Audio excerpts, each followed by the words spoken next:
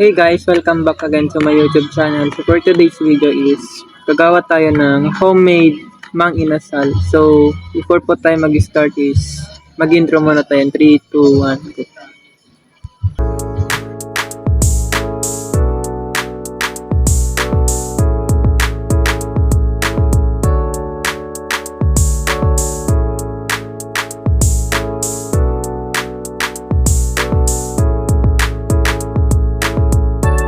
Una guys is babalatan muna natin yung sibuyas.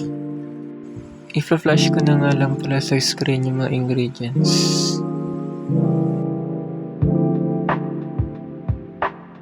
Pagkatapos ay gagayatin lang natin.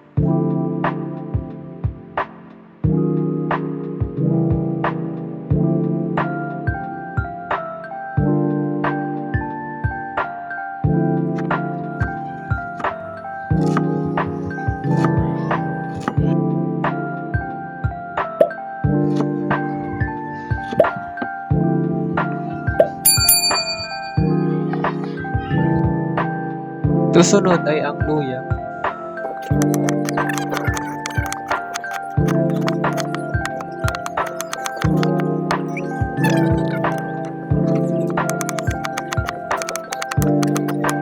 Sunod naman ay ang bawang.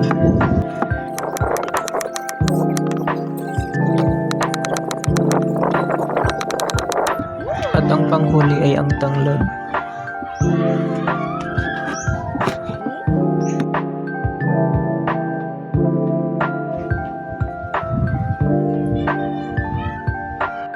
Ayan, lalagyan na natin ng 1/2 cup of soy sauce.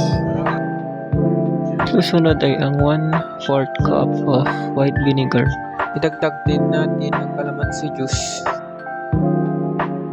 1 teaspoon of salt. 2 tablespoons of brown sugar.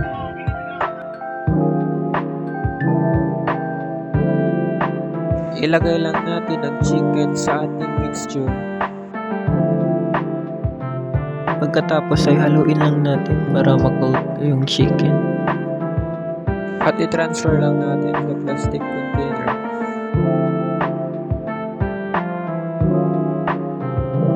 I-marinate lang natin ng 8 hours or overnight para mas manuot yung lasa.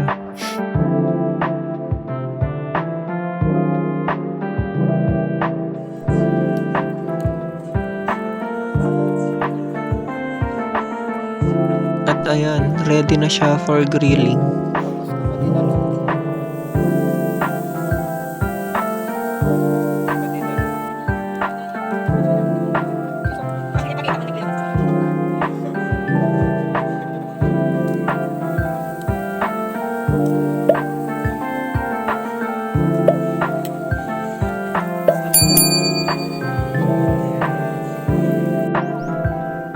Regularly nating pahidan ng chicken oil at baliktarin every 5 minutes or until completely cooked.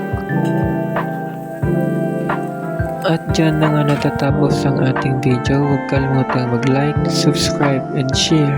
At pindutin na rin ang bell para laging updated sa susunod pa nating mga video. Salamat!